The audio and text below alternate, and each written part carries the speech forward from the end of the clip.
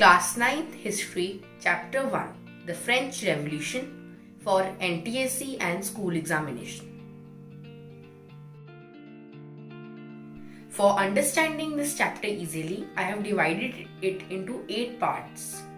First, we shall discuss the division of French society in the late 18th century. Second, we shall discuss the reasons of French Revolution. Third, the outbreak of the revolution. Fourth, the aftermath of the revolution. Fifth, the political symbols used in this revolution. Sixth, the various forms of government that came into existence after the revolution. Seventh, the life of women in the revolution. And eighth, slavery in France. Now let us discuss the organization and division of French society in the late 18th century. So, the French society was divided into 3 estates. These are just like the caste system in India. And these were part of the feudal system. So, what is this feudal system? It is a system in France that divided the people by their birth. Now, this old feudal system in France was known as the old regime. The first estate was the clergy. These were some special people invested with special functions in the church. The second was nobility. These were the ruling class and officials like the kings and the ministers, nobles, etc. Now the clergy and nobility, they had very little population, that is just 10%, but they controlled lot of land, that is 60%. So they had certain privileges by birth.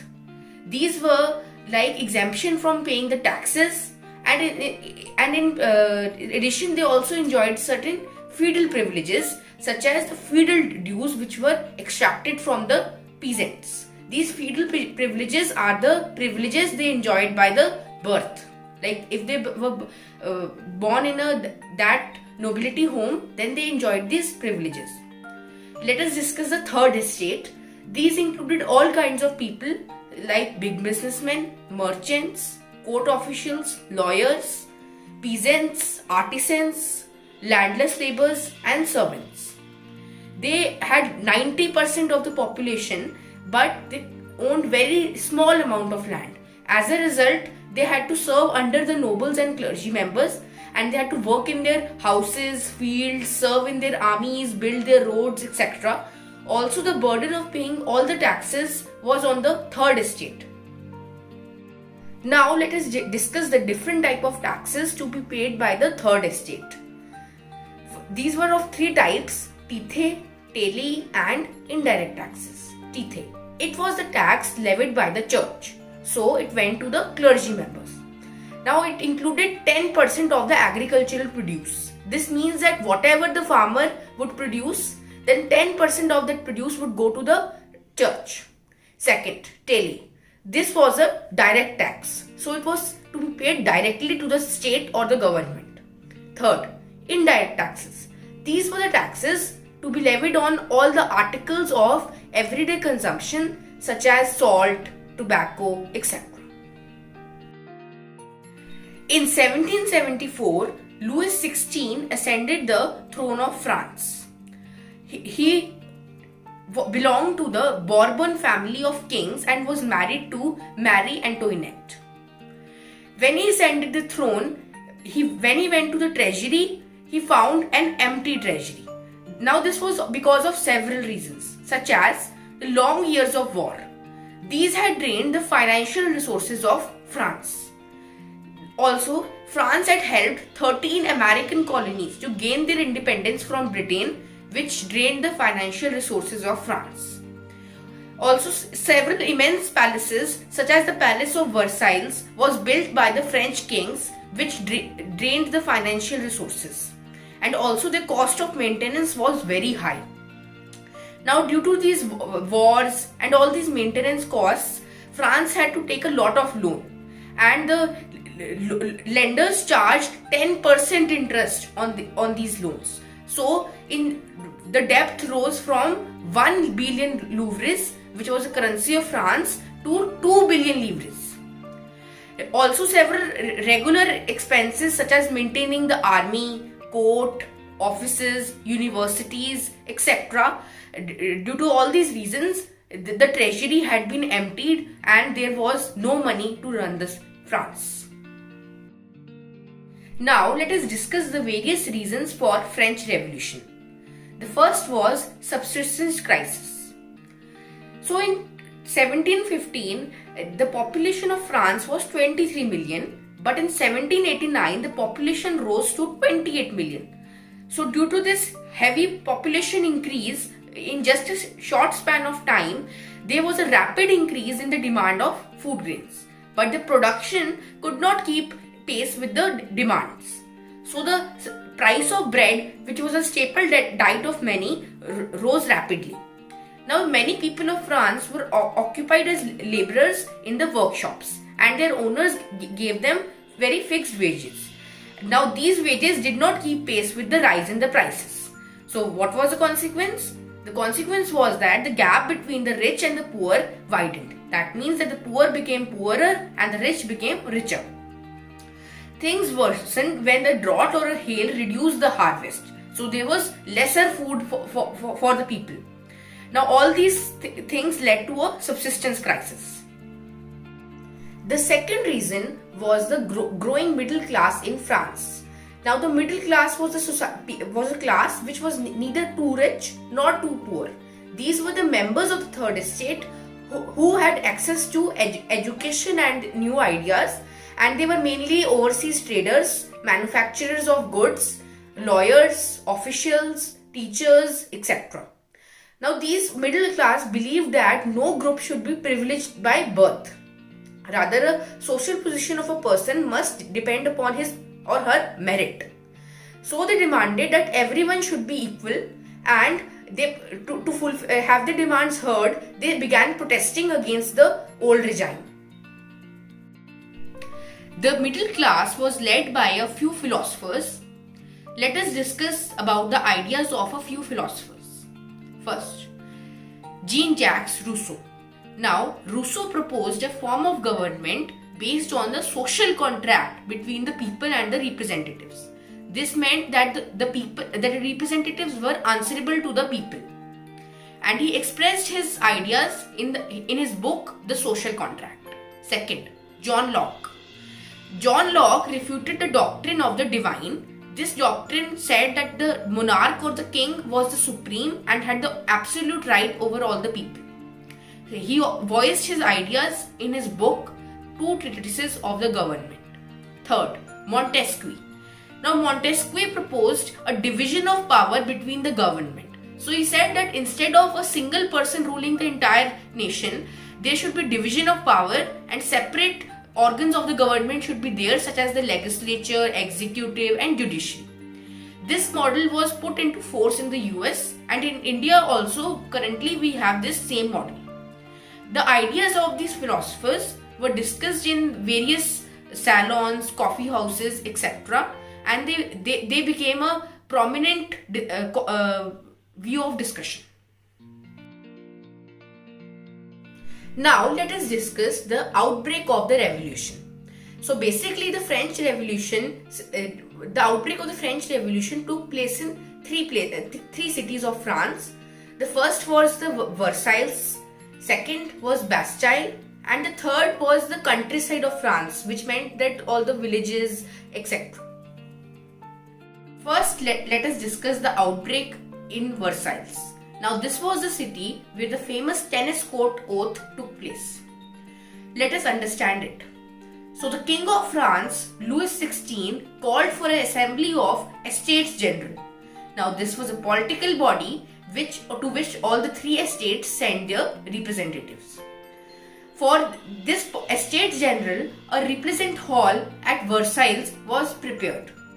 In France, earlier the voting was conducted according to the principle of one estate, one vote. This meant that the clergy, nobility and the third estate had one vote each. But the third estate members wanted each member to have a single vote. This was because the clergy and the nobility were not in the favor of the third estate, and also the third estate were more in number. So if a single person had a vote, then it was third estate had more chances of winning the election. But the king rejected to this proposal as he himself wanted the new tax to be initiated. So in protest, the third estate members walked out of the assembly and then went to a grounds of an indoor tennis court in Versailles. This was where the famous tennis court oath took place. They declared themselves as a national assembly and swore not to disperse until they had drafted a new constitution for France which limited the powers of the monarch. They were led by Mirabeau and Abbassius. Both of these leaders belonged to the first estate but believed that the third estate had to be helped and was correct. Now let us discuss the outbreak in Bastile. So the city of Bastile was suffering from a very severe winter. So due to this, all the crops were damaged and it was a very bad harvest. So as a result, the prices of the bread rose. And in addition to this, the bakers exploited this situation and hoarded the bread so as to they can earn more money when the prices increase further. After spending long hours in the queues, the angry woman stormed into the shops and looted all the shops. So in order to control this looting, the king ordered the troops to move into the Paris, but the crowd got so agitated that on 14th July, they stormed into the prison of Bastile and destroyed it, killing all the guards of the prison, including the commander. They also sold all the remnants of the prison in the markets as souvenirs. This was because the Bastille was hated by all as it stood for the despotic power of the king. Now let us discuss how the revolt spread in the countryside. So in the countryside, the rumors spread from the village to village that the lords of manor, the manor means a castle, so lords of manor refer to the nobles. So the nobles had hired bands of brigands. Brigands are robbers. So the nobles had hired a lot of robbers to destroy their crops. So the peasants, they in several districts seized swords and pitchforks and whatever else was available to them. Pitchfork is an instrument used for digging. And they attacked the castles of the nobles. And they looted all the grain and destroyed all the documents. So to save themselves from this revolt, the nobles fled to the neighboring countries. Now let us discuss the aftermath of the revolution. So finally, after all this revolution and revolts, Louis XVI agreed to the terms of National Assembly. So all the terms that the National Assembly wanted, they were agreed and put into force in the France. So the power of the monarch was limited by the constitution and France became a constitutional monarchy. Also clergy, it was forced to give up all its privileges, such as the tithes were abolished, which was a tax collected by clergy, and also the lands owned by the church and the clergy were taken back. France became a constitutional monarchy, as I have told you earlier.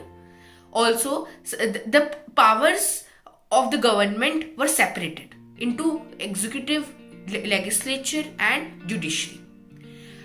A declaration of rights of man and citizen was announced in the constitution, and it gave various rights to man, such as right to life, freedom of speech and expression, and equality before the law. Also, a new political system was adopted, about which we shall discuss in the next session. Now let us discuss the new political system in France. So the constitution divided the citizens into active citizens and passive citizens. Active citizens were those who could vote. These included the men above the age of 25 who paid taxes equal to at least the wage of a three-day wage of a labor. Passive citizens had no voting rights. These included the men who did not pay the taxes, women and children below 25 years of age. Now the active citizens voted to elect electors. These electors further voted to elect the National Assembly, which consisted of about 745 members.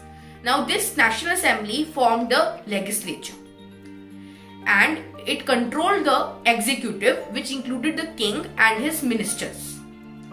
But the king also had veto power. This means that the king could reject to the proposals of the National Assembly. Also, a separate judiciary was formed and the active citizens voted to elect the judges. During the revolution, several political symbols came into existence. These were the broken chain, bundle of rods, eye with triangle radiating light, sceptre, snake biting its own tail, red cap, blue, white, red, winged woman, and the law tablet. You can refer to their significances in the notes.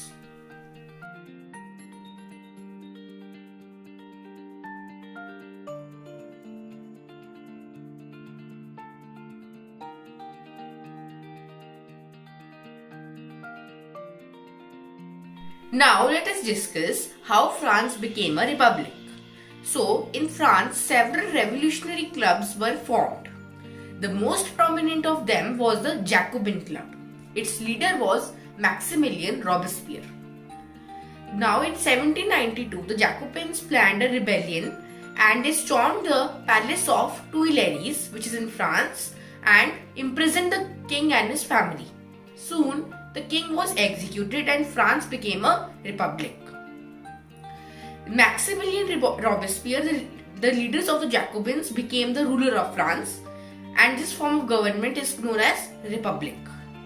He followed a very severe and strict policy of punishment.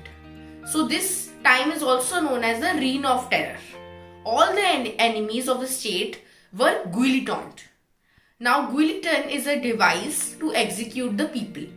And what in this device what was done was that it consisted of two poles and a blade. So the person it was used to behead the person when the blade came on him. Now during this Reign of Terror, several laws were introduced by Maximilien Robespierre, such as meat and bread were rationed, churches were shut down, and equality was practiced in all forms of speech, such as traditionally the people of France were known as Monsieur and Madame, but now everyone was known as citizen. And the assembly formed during this time was known as convention. At this time, every person, regardless of his wealth, had the right to vote. Fourth, now let us discuss about the directory. So after the fall of republic government and when Maximilien Robespierre was beheaded because of his strict policies, an executive of 5 members was formed to rule the France. This was known as directory. So in this directory, 5 people were elected and 2 legislative councils were formed to help them. But this was done so as to safeguard the concentration of power in the hands of one person, as it had happened in the Reign of Terror. But when the executive members did not listen to the legislative councils changed them. So this was a very unstable form of government and it changed in a few months. And seizing the opportunity, a military commander named Napoleon Bonaparte became the ruler of France. He ruled the France from 1804 to 1815. And he introduced several laws and he also brought freedom to the people. And he also helped in the military expansion of France. But finally his policies were found to be too strict and the people started disliking him. But during this time, there was no election. Now let us discuss the women's revolution. First of all, let us understand the condition of women in the old regime, that is during the regime of the kings. So most women of the third estate worked hard for living and they were engaged in small jobs such as seamstresses, laundresses, domestic servants, etc. And they had no access to education or job training. And even if they did some few jobs, then the wages of women were lower than those of men. And in addition, working women had to take care of their families, like they had to cook, fetch water, fetch bread, look after the children, etc. And only the daughters of nobles or the wealthy families had a good life, and they could study, after which their families arranged a marriage for them. Now, in order to protest against their pathetic situation, women voiced certain demands during the Jacobins period. They demanded that women should enjoy the same political rights as men, and they also demanded a right to vote, which was not given to them. They also demanded the right to be elected in the assembly and to hold political office. That means to be elected as a member of the National Assembly. So to voice these demands, 60 women's club came in the existence in different cities. The most famous of this women's club was the Society of Revolutionary and Republican Women. In response to their demands, several new laws were introduced by the government to improve the lives of women in various fields such as schooling, marriage, divorce, and jobs. Schooling. So, several state schools were created and schooling was made compulsory for all girls. Marriage. Fathers could no longer force the women into marriage against their will, and marriage was made into a legal contract. Third, divorce. Divorce was also made legal and could be applied by both men and women. Jobs. Now, women could train for the jobs, become the artists, and also run several small businesses. Now, let us discuss about slavery. So, in France, a triangular slave trade was practiced. In this, French merchants sailed from the port of Bordeaux or Nantes. Then, they sailed to the African coast, from where they bought slaves from the local chieftains. Now, these slaves were tightly packed into the ships, and they were taken across the Atlantic to the Caribbean islands. Now, here in the Caribbean islands, these slaves were sold to the plantation owners, and these plantation owners exploited the slaves to produce sugar, coffee, etc., and then sold them in markets. This led to heavy profit for both the merchants as well as the plantation owners. It was a convention which first abolished slavery in 1815, but when Napoleon came back, he reintroduced slavery, and finally slavery was abolished from French colonies in 1848. Now I am giving you a dateline about all the events in this chapter.